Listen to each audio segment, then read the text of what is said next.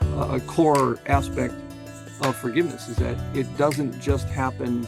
There's a really harmful cultural adage about time heals all wounds, and I don't really believe that to be true. Hello, I'm your host, Eileen Borris, and I'd like to welcome you to Political Forgiveness Voices of Peace, a podcast of hope, where forgiveness and political forgiveness intersect to create a better world. This podcast is sponsored by Healing the Divide, a program that trains individuals and leaders interested in applying the principles of forgiveness and political forgiveness in transforming lives and creating social change. Today, I have the pleasure of introducing my guest, Loren Toussaint. Loren is a professor of psychology at Luther College in Decorah, Iowa.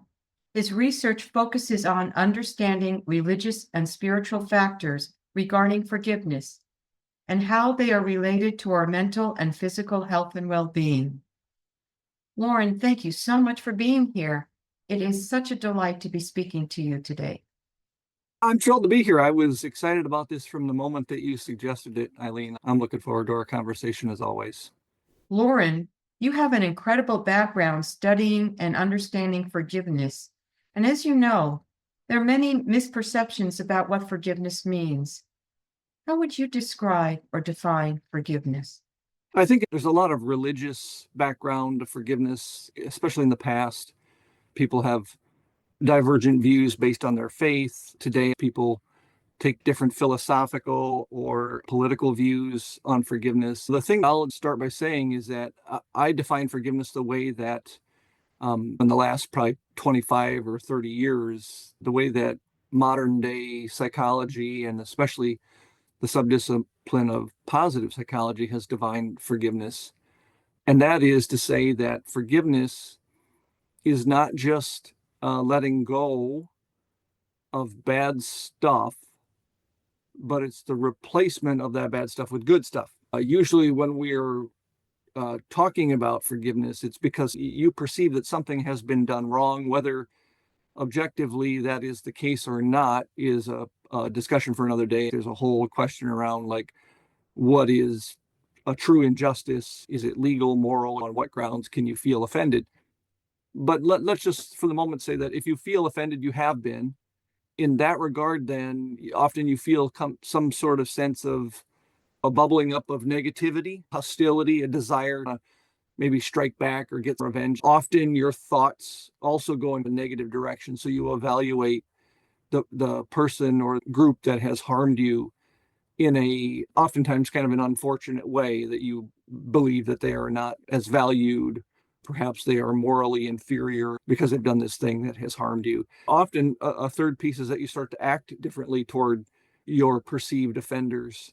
Modern psychologists, positive psychologists would say you have to find a way to dispense with those three things: the negative feelings, the negative thoughts, the negative behaviors that you are likely to engage in.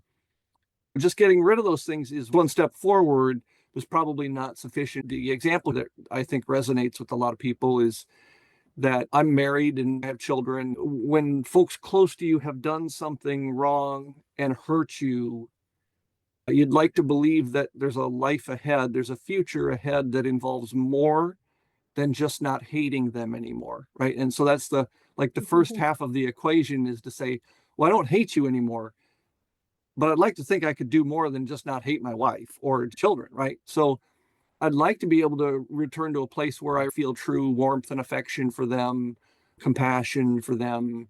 I have empathy for them, and ultimately I have a great deal of love for them. I think whether it be your spouse, children, close friends, co-workers, neighbors, we'd like to think there's a world where forgiveness means you not only get rid of the bad stuff that you might feel for someone that has hurt you, but we can rebuild what probably existed before the hurt, which is great affection, warmth, and enjoyment of their company and so forth. I define forgiveness in that way. At very simple terms, it might be saying letting go of hatred and replacing it with love.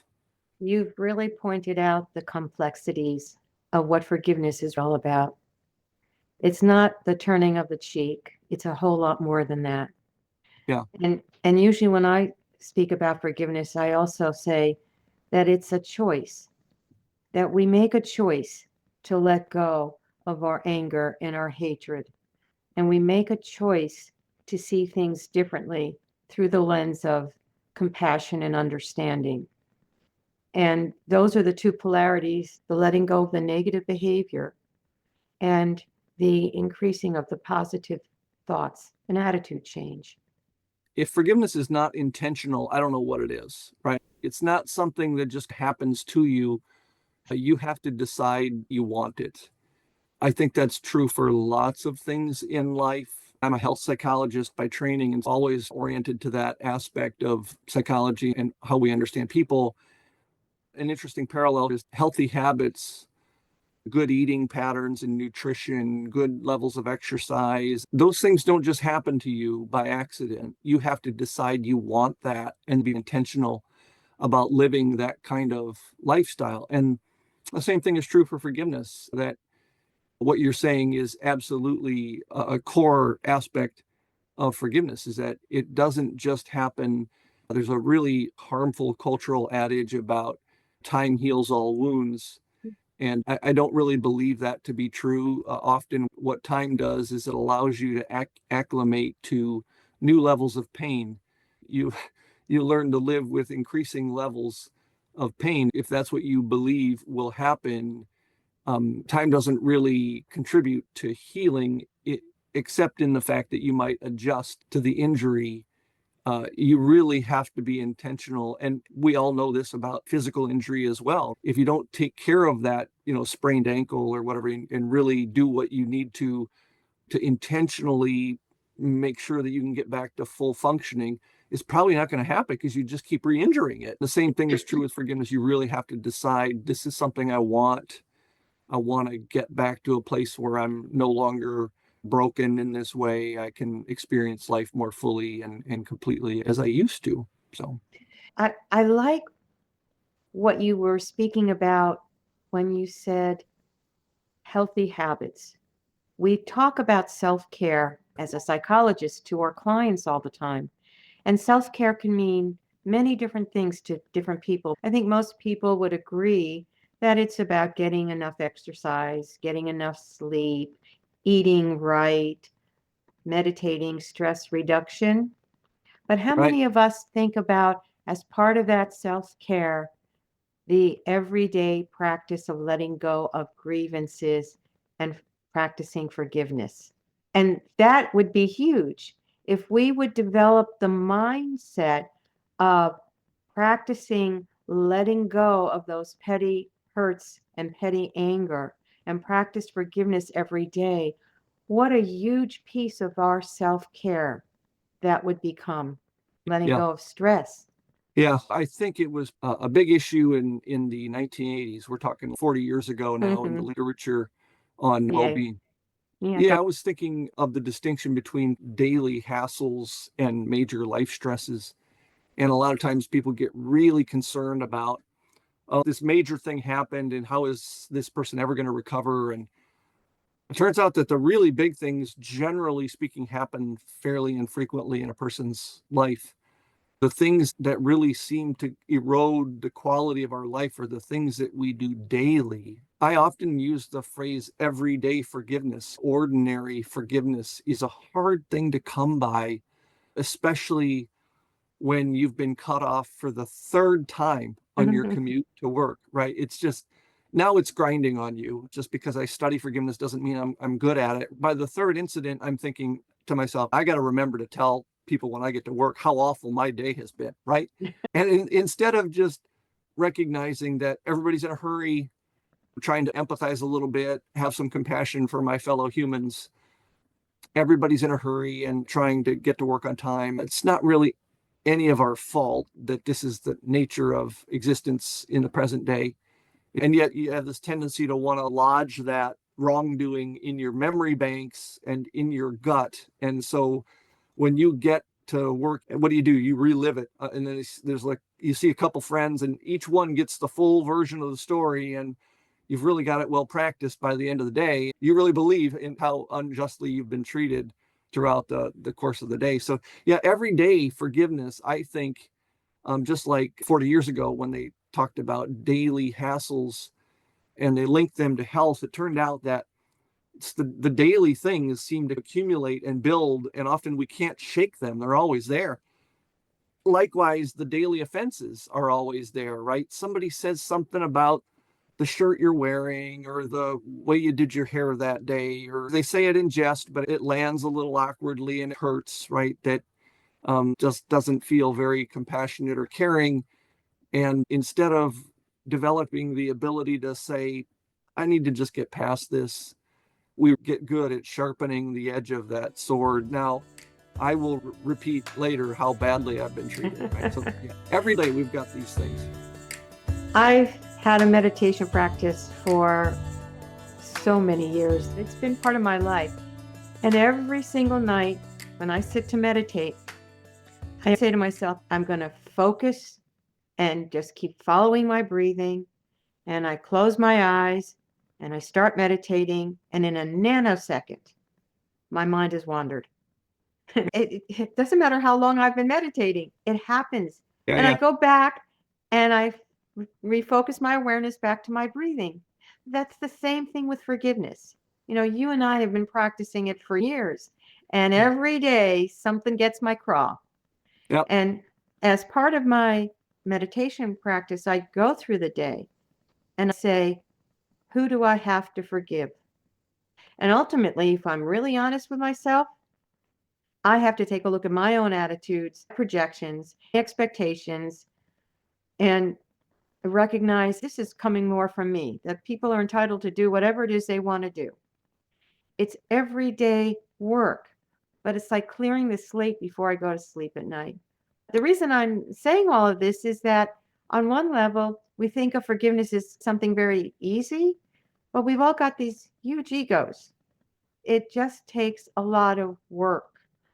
And I like what you said a few minutes ago about the intentionality, that we have to really think about, is this the kind of life we want to lead? One that is filled with happiness or one that's filled with anger and bitterness? But it takes intention and commitment.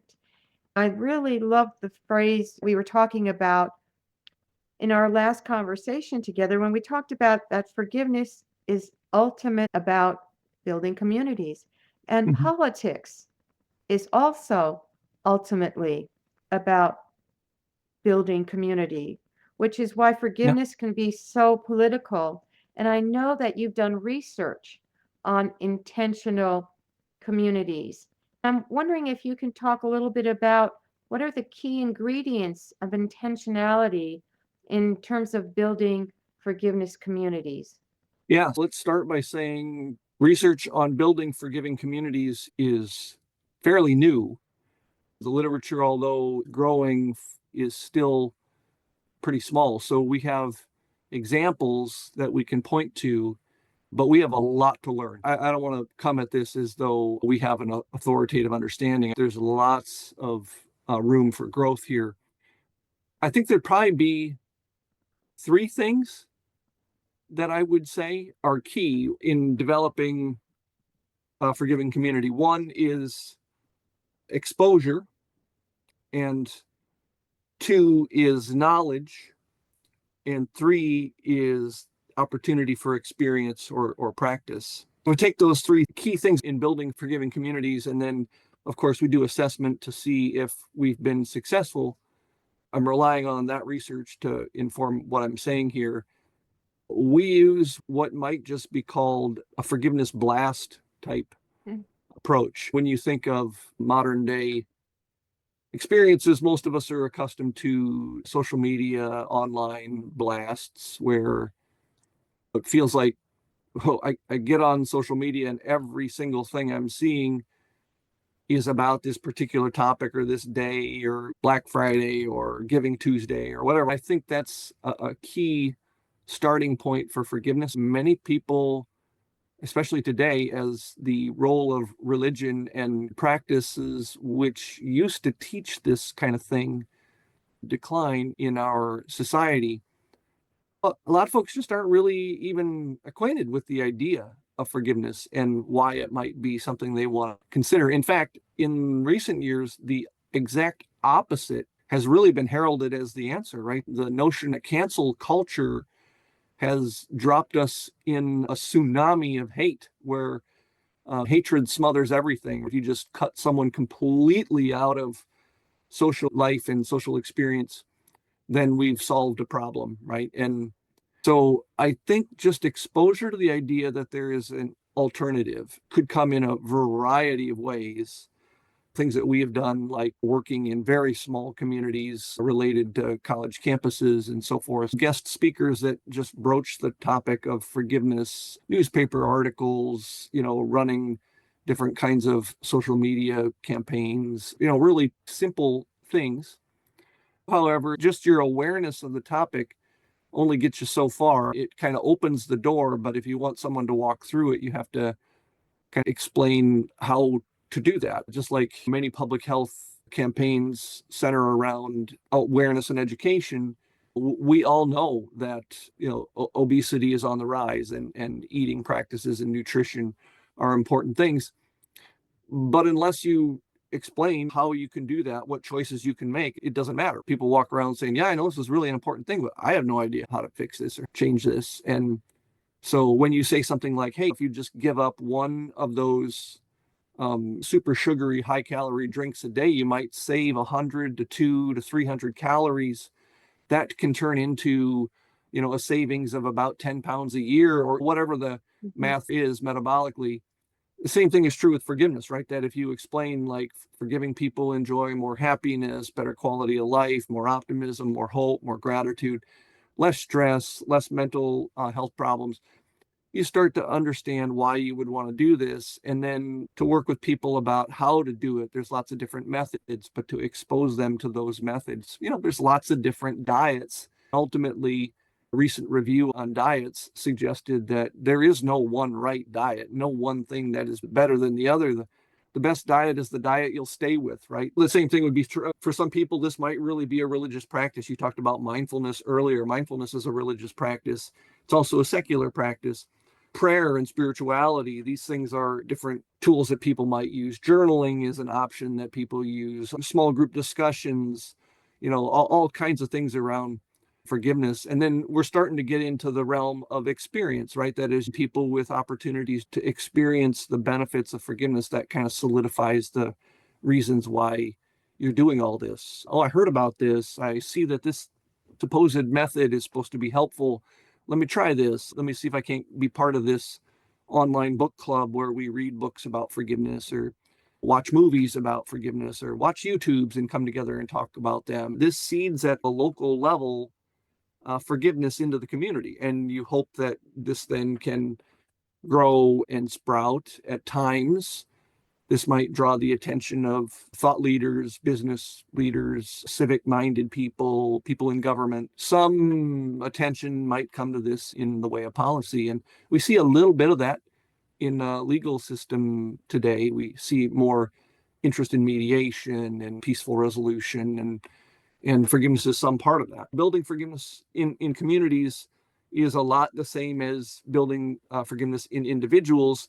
But instead of just watering the one rose, you're trying to water the entire garden. I really love what you said. Well, you know for sure that I've been working on developing a process for communities to help reduce polarization and to help people learn how to let go of their petty angers and grievances.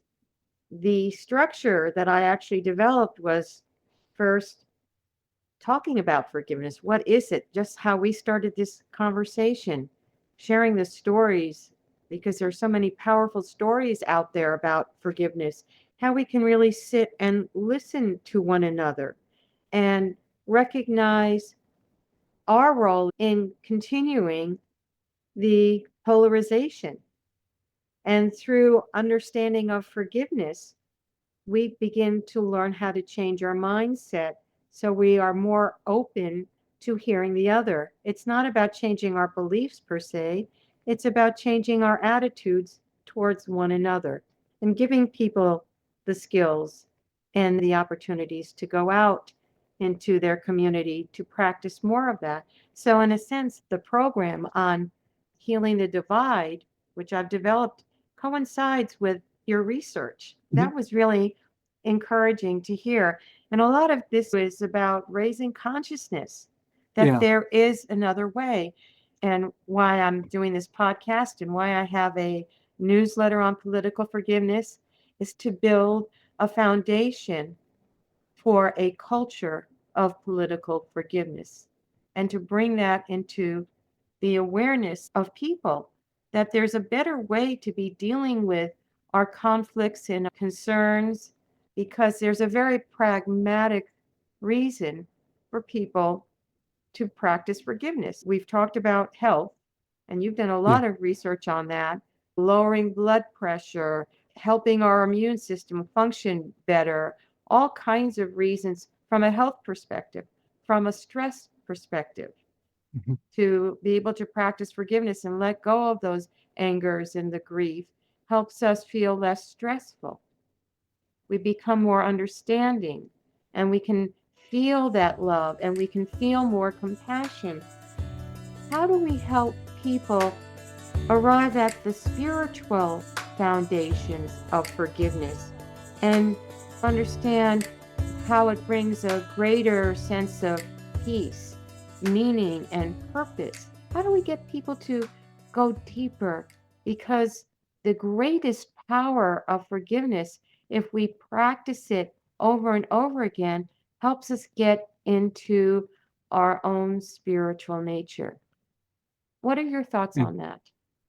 I think that's a really good question. I would say two things. As I referenced earlier, the popularity of religions across the globe is waning in many developed areas. That is not shared globally, right? There are certain areas of the world that religion is going gangbusters, more so than ever before. I think an important question is, people will walk away from religion for all sorts of reasons, and there's lots of really good research on that question, like why are people leaving? But I think one of the things we often lose is the idea that even if you've left religion, you're still a spiritual being. You have some need to understand things greater than you. We're all trying to figure it out, making sense of senseless things, finding meaning and purpose in life. The question is, for those that don't affiliate with an institution or a group that facilitates their spirituality, that's really the driving purpose of every religion on the planet, is to promote individual spirituality of its adherents. So if you intentionally walk away from that, or if you're raised in a way that you just don't have that as part of your life, what is it that you do that feeds that spirituality? Forgiveness might be one of those things that kind of requires you to exercise, if you will, the spiritual muscle a little bit, because you have to look outside yourself. You have to engage some of those things that might be a little unnatural to think about, especially in today's individualistic world. You have to think about others. You have to consider the importance of forgiveness. That forgiveness in and of itself might breed a deeper sense of spirituality. For those that are not religious, it may require that they develop a specific practice. You mentioned mindfulness earlier. Maybe there's a stress relaxation technique that some people really enjoy. Maybe it's poetry, maybe it's literature, maybe it's nature bathing. There's lots of interesting research on the effects of nature bathing. For those who remain religious, which is still a very large segment of our world population, they need to lean into their religious practices and their faith. That's really what it's there for, is to facilitate their spirituality. In so doing, you're going to find, I think, a strong resonance with forgiveness that every major world religion has as one of its key tenets forgiveness, right? It's highly valued and professed as one of the most important aspects of the religions. I think it's a matter of finding that thing that draws you out of yourself, allows you to connect in a more meaningful and deeper way When you do that, along with that comes a better appreciation of what forgiveness has to offer. But I also think it offers lots of benefits for forgiving itself. One thing we know is that people who pray, irrespective of what or who they're praying to, when they pray, they become more forgiving.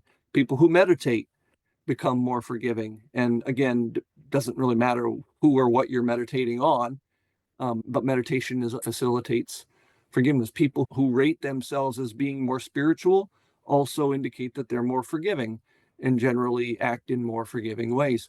There's no perfect diet. The best diet is the one that you will stay with and consistently work toward in terms of improving your health and well-being. Same might be said for spirituality and spiritual practices. Different things sit well with different people that kind of, ignite their passions and their desire for understanding the world around them and their place in it and deriving some kind of meaning and purpose. Whatever that is, it's important that you're intentional about facilitating that, because there's a certain segment of the population that might be saying, I don't really want to be religious, and that's fine, but don't ignore the fact that you remain spiritual, even though you may not agree with or don't want to affiliate with a specific religion. So, and traditionally, religion has provided us with the means to flourish in our spirituality. So if you let go of that, what was once a very major part of many people's lives and communities, what do you replace that with? I think if we ignore that, we ignore it to our peril. And I would say that simply because there's an intense focus on individuality and narcissism in our kind of Western world. And that is certainly an important adaptive characteristic that has evolved over millions or billions of years. But keep in mind that ultimately, the reason why we enjoy many of the wonderful luxuries of modern life in these developed parts of the world is because we cooperate with one another. We're not constantly attacking one another. If there's anything that I grow concerned about, it would be that as popularity rises regarding cancel culture and revenge culture and kind of hate culture, history would not be kind to that vision. When I think of the depths of forgiveness, what forgiveness really requires from all of us is to really begin to understand our own inner life. We have to step back and observe our thoughts and our thinking and recognize that that's coming from either a fear or an anxiety or guilt or anger, and that those are emotions we need to take a look at within ourselves and work through. And I think that's one of the gifts of forgiveness, because it begins to open up the curtain to ourselves and how we can begin to change our thinking to become more loving. I've read so many forgiveness stories. I have worked with so many people who say at the beginning, I cannot forgive someone who killed my child, or whatever it is that is really horrific, or in war zone areas where I've worked with groups who hate other groups, only to get to a place when they recognize that holding on to that anger and hatred makes them a victim twice over, and that there's got to be a better way. That's when they begin to tap into something beyond themselves. Call it creative energy, call it God, call it Holy Spirit, call it whatever you want. They feel it when they really are struggling to let go of this anger, the hatred, or whatever it is. But in their heart of hearts, they really want to let go because they want to live in peace. They don't want to be reliving the tragedy over and over again. And in that process where they've really learned about forgiveness within themselves, that does bring them to a different place, a more spiritual place. What it feels like to honestly say, okay, that individual who's done this horrific things, what has happened to them that has brought them to the place they are today, which has brought them to the incident that I'm trying to heal from. Hmm. And they recognize that pain and woundedness and realize they probably wouldn't have acted much differently. Hmm. And then they begin to recognize that when you take all of that stuff away, we truly came from the same source. We truly have a spiritual essence because that's who we are. And that's what gets them to the spiritual foundation. And when you can connect like that, you are really connecting with our humanity. Hmm. And that's, to me, what makes forgiveness so spiritual, that we are all capable of it, and it changes us. There's a shift in our own awareness, in our own consciousness, that recognizes that there's something far greater than ourselves that we can tap into. And that energy, whatever you want to call that force, is what also teaches us about love. Hmm. And one of my favorite quotes, which is actually from the Bhagavad Gita, is that only by love can men see me and know me and come to me.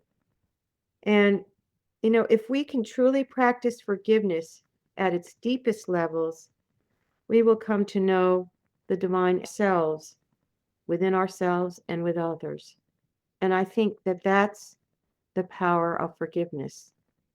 This is a wonderful reflection on the whole notion of spirituality and forgiveness. Yeah, I can see why that's your favorite quote. It's a beautiful thing. If there was only one thing you would like our audience to remember about forgiveness, what would that be? Yeah, I like these kinds of questions, right? Because it forces me to think in pure and simple terms. I think it's normal if people don't think of forgiveness as their first option. I think that's an evolved tendency to want to strike back when you've been struck. It's easy for the standard to be held so high that a lot of people would say, I just can't do that. I'll never be able to forgive. You shouldn't feel defeated if that's you. Just because it's not your first reflexive action or thought or feeling, it doesn't mean it couldn't be your second. And maybe it's your third or fourth, but the idea that we all hold out some small piece of us that we save room for forgiveness. What a great reminder. And it's true. Usually the first reaction we have is to attack back, to be angry. That's Yeah, kind of a psychological axiom. yeah, And having said that, we have choice. And just like the meditation, when I'm following my breathing and all of a sudden thoughts come in, there yeah, they are. yeah, But as soon as I become aware of what I've done, I can stop and make another choice. yeah, And forgiveness is really about choosing once again. yeah, absolutely. If people want to reach you, what's the best way for them to contact you? However they feel most comfortable. I'm on Facebook, Twitter, LinkedIn, Instagram. I have a couple of different web pages. Forgivenessfoundation.org is a place to find out some of the things we're doing. www.luther.edu, and you'll find me there. And of course, people want to email me. That's always probably the most direct way to be in touch. And in the show notes, we'll have all your contact information so people can know how to reach you. Loren, thank you. I've really enjoyed our conversation. You've been so gracious with your time and with your knowledge. This has been wonderful. Yeah, thank you for the opportunity. It's really been a nice conversation. I've been looking forward to it ever since you first mentioned it. So, yeah, gratitude all flows your way. I'm just really thankful to be here and glad we could do this. Thank you for joining us in listening to Political Forgiveness, Voices of Peace, where I hope you were inspired by the work of forgiveness in creating social change. If you know of anyone who would find this episode helpful, please share it. For more information on political forgiveness, please visit my website, drborris.com, where you can find all the resources mentioned in the podcast, as well as sign up for the newsletter with the latest information on political forgiveness.